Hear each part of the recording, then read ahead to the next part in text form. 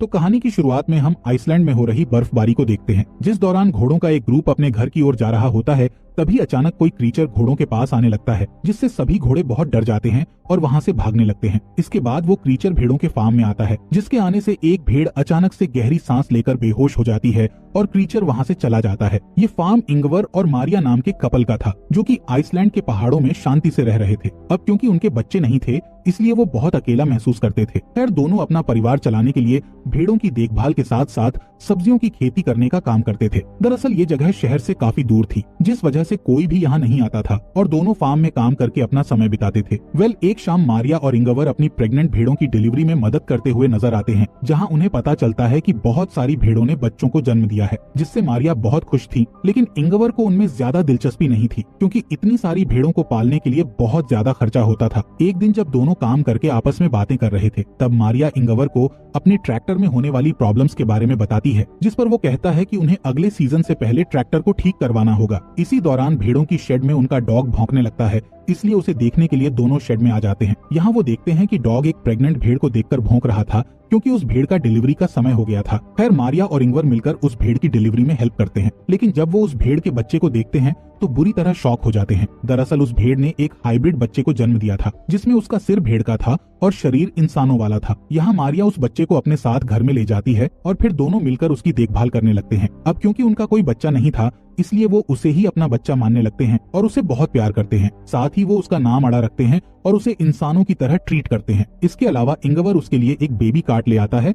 और उसे बेडरूम में रख देता है, ताकि अड़ा हमेशा उनके साथ रहे। कुछ दिन बीतने के बाद हम देखते हैं कि अड़ा की असली माँ अपने बच्चे को आवाज लगाकर बुला रही होती है, लेकिन मारिया उसे उसका बच्चा वापस नहीं करती है। इसके बाद इंगवर देखता है कि मारिया अड़ा को अपने बच्चे की तरह गोद में लेकर खिला रही है। ये देखकर इंगवर इमोशनल हो जाता है और रोने लगता है। पर अब हाइब्रिड भेड़ के आने से दोनों की जिंदगी में खुशियाँ आ चुकी थी, इसलिए इंगवर बहुत खुश होता है। एक दिन जब इंगवर ट्रैक्टर को ठीक करने की कोशिश कर रहा था, तब उसका डॉग उसे खेत की ओर इशारा करके कुछ दिखाने की कोशिश करता है, लेकिन इंगवर को कुछ समझ नहीं आता, इसलिए वो उसे इग्नोर कर देता है। इसी तरह समय बीतता जाता है और अड़ा की असली माँ अपने बच्चे की तलाश में घर के पास आकर खड़ी रहती है, लेकिन मारिया हमेशा उसे घर से दूर कर देती है, जबकि अड़ा विंडो से उसे देखती रहती है। एक सुबह जब मारिया खेत में काम करने के लिए जाती है, तब वो इंगवर से अड़ा की देखभाल करने का कहती है, पर इंगवर काम करने के लिए शेड में चला जाता है और गलती से घर के गेट को खुला छोड़ देता है। जब मारिया घर पर वापस आती है तो वो इंगवर से अड़ा के बारे में पूछती है, जिस पर इंगवर बताता है कि बाहर जाने से पहले मैंने उसे बेडरूम में सुला दिया था। इसलिए वो अड़ा को देखने बेडरूम में जाती है,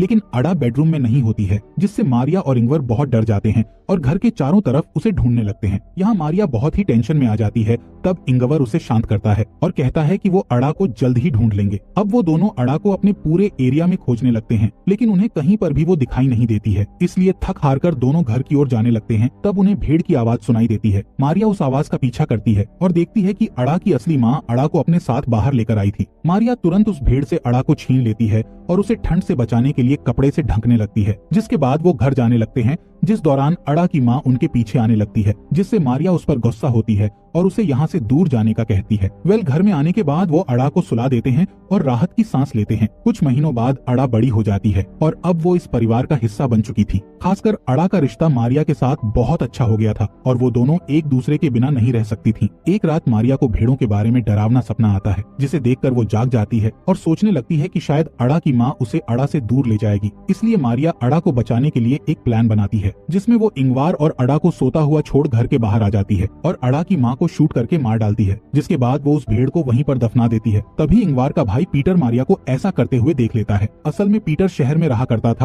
और छोटे मोटे क्राइम करके पैसा कमाता था, लेकिन कुछ कारणों से उसके साथी उसे इंगवार के यहाँ छोड़कर चले गए थे। खैर, पीटर भेड़ों की शेड में जाकर सो जाता है। जब उसकी आंख खुलती है तो उसे अड़ा दिखाई देती है, लेकिन जल्द ही अड़ा वहाँ से गायब हो जाती है, जिससे पीटर को लगता है कि शायद उसने कोई सपना देखा था। सुबह होने पर पीटर इंगवार से मिलता है, जिसे देखकर इंगवार बहुत खुश होता है, क्योंकि पीटर काफी समय के बाद यहाँ आया था। इसके बाद इंगवार उसे घर के अंदर लाता है और मारिया से नाश्ता बनाने का कहता है। जब वो लोग नाश्ता करने के लिए बैठते हैं, तब वहाँ अड़ा भी आ जाती है। यहाँ मारिया अड़ा को पीटर से मिलाती है, लेकिन पीटर अड़ा को देखकर थोड़ा परेशान हो जाता है और किसी से कुछ भी नहीं कहता है। कुछ समय बाद अड़ा और मारिया एक साथ समय बिताते हुए नहा रही होती हैं। इस दौरान इंगवार और पीटर घर को पेंट कर रहे होते हैं। तभी पीटर घर के अंदर जाता है और मारिया को अड़ा के साथ नहाते हुए देखता है। जब इंगवार घर में आता है, तब पीटर उससे पूछता है कि आखिर यहाँ क्या चल रहा है, जिस पर इंगवार उससे सिर्फ इतना कहता है कि उनका परिवार बहुत खुश है। रात में मारिया अडा को पीटर के पास लाती है और अडा को अपने अंकल पीटर से गुड नाइट कहने का बोलती है। तब पीटर एक बार फिर इंगवार से अडा के बारे में बात करने की कोशिश करता है, जिस पर इंगवार कहता है कि वो इस बारे में बात करना नहीं चाहता है। साथ ही वो पीटर से कहता है कि तुम यहाँ जब तक चाहो तब तक रह सकते हो, लेकिन तुम हमारे पर्सनल लाइफ में कोई भी इंटरफियर नहीं करोगे। यहाँ मारिया इंगवार से पूछती है कि आखिर पीटर यहाँ कितने दिनों तक रुकने वाला है। असल में पीटर मारिया के साथ फ्लर्ट करता था और उसे हमेशा गंदी नजरों से देखा करता था, इसलिए वो चाहती थी कि पीटर जल्द से जल्द यहाँ से चला जाए। खैर इंगवार उससे कहता है कि पीटर यहाँ कुछ समय तक रहेगा, क्योंकि वो अक्सर उन लोगों से बचने के लिए यहाँ आता है जिनको उसे पैसे चुकाने होते हैं। अगली सुबह तीनों मिलकर खेत में आलू लगा रहे होते हैं और उनका डॉग अडा की देखभाल कर रहा होता है, लेकिन अडा उस डॉग को डरा देती है। दूसरी तरफ तीनों एक ब्रेक लेते हैं, जिस दौरान पीटर मारिया से फ्लर्ट करने लगता है, लेकिन मारिया उसे दूर कर देती है। तब पीटर उससे कहता है कि तुम जिसे इंसान समझकर अपने घर में रखे हुए हो वो सिर्फ एक जानवर है, पर मारिया उसकी बातों पर ध्यान नहीं देती है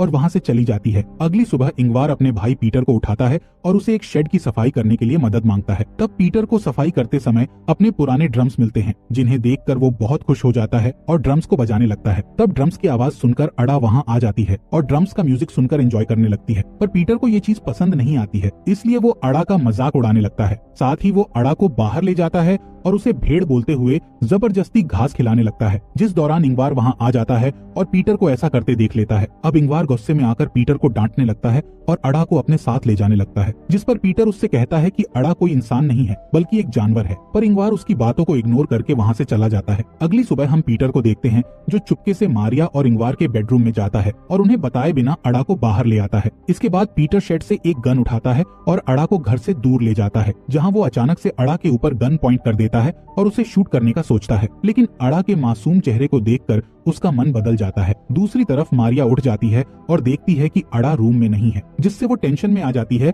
और घर के आसपास उसे ढूंढने लगती है। तभी वो देखती है कि अडा पीटर के रूम में है, जहां पीटर उसे अपनी गोद में रखकर सो रहा होता है। इससे मारिया को लगता है कि पीटर ने अडा को एक्सेप्ट कर लिया है। खैर इसके बाद हम मारिया को शमशान में देखते हैं, जहाँ वो एक कब्र के सामने बैठकर प्रे कर रही होती है। यहाँ हमें पता चलता है कि मारिया और इंगवार की एक बेटी थी जिसका नाम अडा था, लेकिन किसी कारण से उनकी बेटी की मौत हो गई थी, जिससे वो दोनों काफी अकेले हो गए थे। यही वजह थी कि उन्होंने उस हाइब्रिड भेड़ के बच्चे का नाम अडा रखा था और वो उसे अपनी बेटी के रूप में देखने लगे थे। यहाँ इंगवार अडा को कहानियां सुनाता है, जिस दौरान उसे अपनी मरी हुई बेटी की याद आती है, जिससे वो बहुत इमोशनल हो जाता है। तब मारिया उसके पास आती है और उसे शांत करने लगती है। असल में ये दोनों अपनी बेटी की मौत का जिम्मेदार खुद को मानते थे, जिससे दोनों के बीच में काफी दूरियां भी हो गई थी, लेकिन जब से उन्हें अडा मिली थी तब से उन दोनों के बीच दूरियां खत्म होने लगी थी। इसके अलावा पीटर भी अब अडा को पसंद करने लगा था और अक्सर उसे घुमाने के लिए बाहर ले जाता था, जिससे इंगवार और मारिया भी खुश होते थे और उन्हें अच्छा लगता था कि पीटर ने उसे अपना लिया है। एक दिन पीटर अडा को अपने साथ मछली पकड़ने के लिए ले जाता है। तब वो अडा को अपने और इंगवार के बचपन के बारे में बताता है, लेकिन जब वो घर की ओर वापस जाते हैं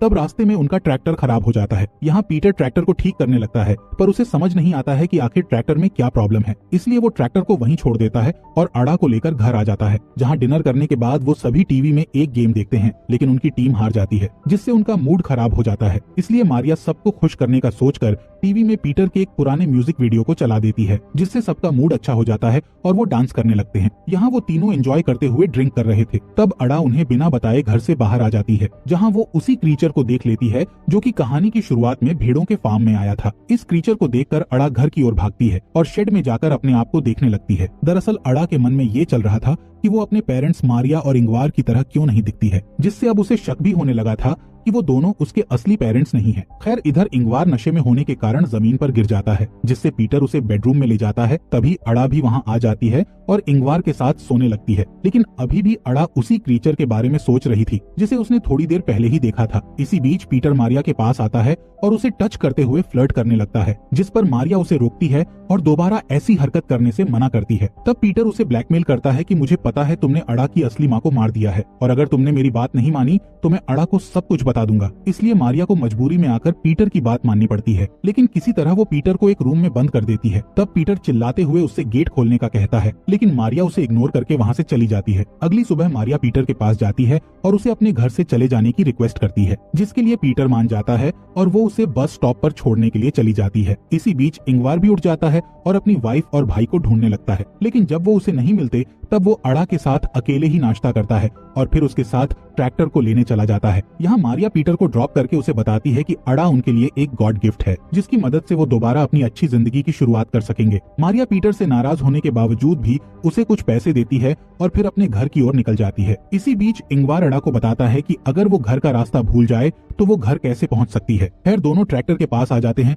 तब इंगवार ट्रैक्टर को सही करने लगता है, लेकिन वो ट्रैक्टर की प्रॉब्लम को सही नहीं कर पाता है, इसलिए वो अड़ा के साथ वापस घर जाने लगता है। यहाँ मारिया भी घर पर आ चुकी थी। मारिया सोचती है कि अब वो और इंगवार अड़ा के साथ शांति से रह सकेंगे, लेकिन उसे घर में कहीं भी इंगवार और अड़ा दिखाई नहीं देते। तभी उसे गोली चलने की आवाज सुनाई देती है, जिससे मारिया बहुत डर जाती है और जल्दी से फार्म की ओर भागने लगती है। यहाँ फार्म में हम देखते हैं कि उस क्रीचर ने इंगवार को गर्दन में गोली मारकर उसे मार दिया है। ये क्रीचर भी आधा इंसान और आधा भेड़ होता है, जिससे हमें पता चलता है कि ये अड़ा का असली पिता है और इसको देखने के बाद से ही अड़ा को अपने पेरेंट्स पर शक होने लगा था। खैर अब वो क्रीचर अड़ा का हाथ पकड़कर उसे अपने साथ ले जाने लगता है। तब अड़ा इंगवार के पास जाने के लिए अपने हाथ को उस क्रीचर से छुड़ाने लगती है, पर वो क्रीचर उसे पकड़कर ले जाता है और अड़ा रोते हुए इंगवार को देखती रहती है। जल्द ही मारिया वहाँ आ जाती है और इंगवार को मरा हुआ देखकर बुरी तरह रोने लगती है। अब मारिया के पास कुछ भी नहीं बचा था और वो पूरी तरह से अकेली हो गई थी। कहानी के अंत में मारिया अपनी सारी उम्मीद खोकर अपनी आंखों को बंद कर लेती है और इसी के साथ इस मूवी का यहीं पर एंड हो जाता है।